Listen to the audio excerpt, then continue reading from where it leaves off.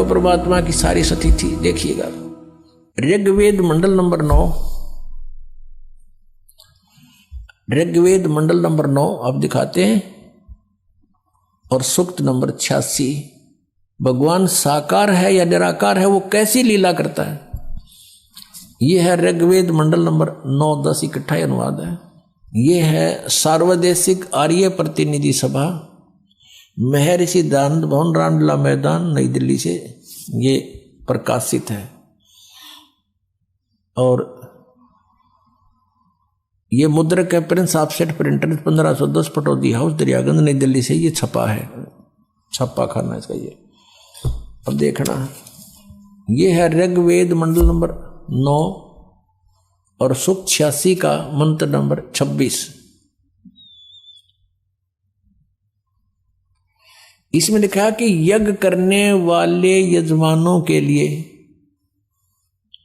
परमात्मा, यज्ञ करने वाले माने धार्मिक अनुष्ठान यानी साधना करने वाले यजमान माने भक्तों के लिए परमात्मा सब रास्तों को सुगम करता हुआ उनके विघ्नों को मर्दन करता है और उनको पवित्र करता हुआ और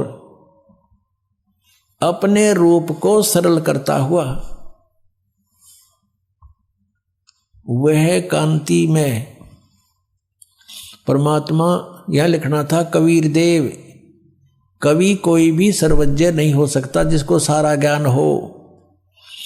कवि कविता बना सकता है, ये कबीर देव लिखना था यहाँ पर। वो कबीर देव विद्युत के समान यानी आकाशीय बिजली की तरह सेकंड में नीचे आ जावे, क्रीड़ा करता हुआ, ऐसे लीला करता हुआ वर्णीय पुरुष को यानी अच्छी आत्मा को प्राप्त होता है। अच्छी आत्मा को आके मिलता है, जैसे आदरणीय धर्मदास जी को मिले, आदरणीय नानक साहिब जी को मिले, आदरणीय मुल्कदास साहिब जी को मिले, आदरणीय दादू साहिब जी को मिले, आदरणीय गरीबदास साहिब जी गांव छुरानी जिला दद्दर हरियाणा वाले को मिले, आदरणीय गीसा दास साहिब जी गांव खेखड़ा यूपी मेरठ वाले को मिले। तो अच्छे पुरुष को आकर प्राप्त होता है। वो कहाँ रहता हो भगवान? 27वें श्लोक में ऋग्वेद मंडल नंबर 9 और सूक्त नंबर 86 का 26 पढ़कर 27 में पा गए। इसमें इन्होंने ये जो निराकार मानते थे भगवान को और वेद बता रहे हैं, वह परमात्मा प्रकाश पुंज परमात्मा को, जो परमात्मा ध्युलोक के तीसरे पृष्ठ पर विराजमान है, वहां रहता है। तीसरे एक स्थान पर रहता है ध्युलोक के यानी उस तेजो में लोक सतलोक के एक स्थान पर, तीसरे स्थान पर विराजमान है, वहां रहता है। निराकार क्यों करो है भगवान जब वहां बैठा है? आगे दिखाते हैं। यह है ऋग्वेद मंडल नंबर 9 सूक्त 82 का, ऋग्वेद मंडल नंबर 9 और सूक्त 82। और यहां देखें ये है 82वां, 81वां समाप्त हुआ, ये 82वां शुरू हो जाता है। इसका प्रथम मंत्र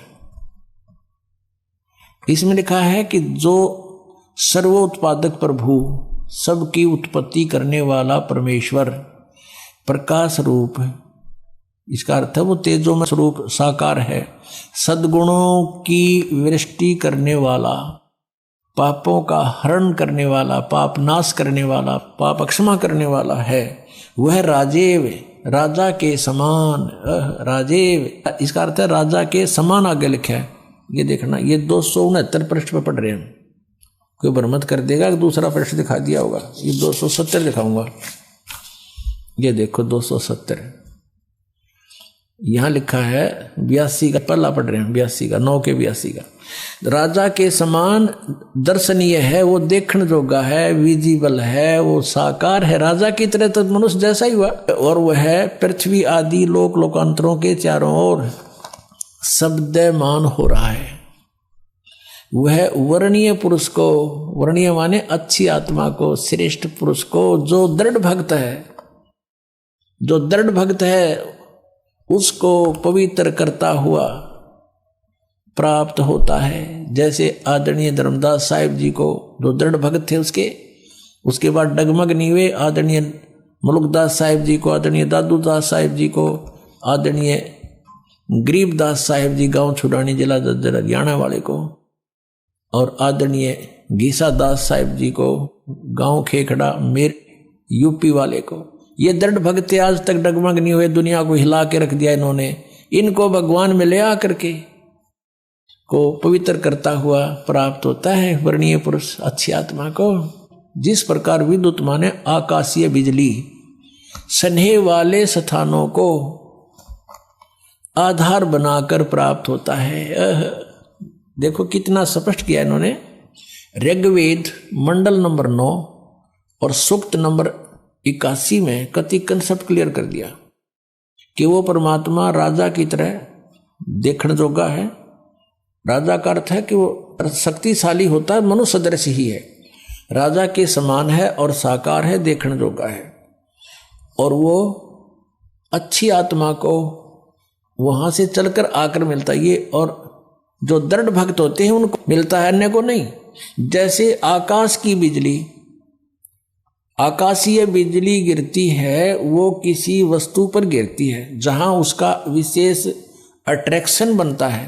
पुराने समय में जब कांसी धातु के बेले थाली हुआ करते प्रांत, और उनको अगर वर्षा के दिनों में कहीं बाहर वो पड़े रह जाते तो हमारे बुजुर्ग दादी माता कहा करते थे कि कांसी के बर्तन पर बिजली गिर जाती है, जब उसका संयोग होता है ऊपर से गिरने का तो वहां अवश्य उसी को तुरंत वहीं आकर के अट्रैक्ट होती है, उस कारण खिंची आती है, उसी पर गिरती है।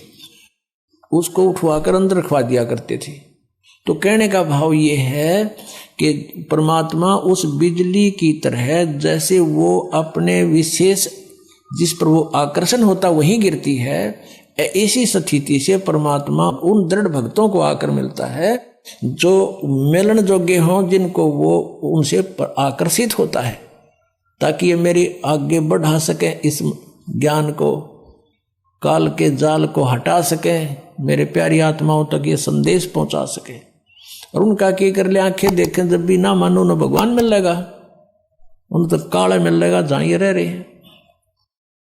अब 9वें मंडल सूक्त 82 का मंत्र 1 पढ़ लिया, अब 2 दिखाते हैं, देखिएगा। ऋग्वेद मंडल नंबर 9 सूक्त 82 का हमने ये पढ़ लिया, अब 2 पढ़ते हैं। वो परमात्मा किस उद्देश्य से आता है? हे परमात्मन,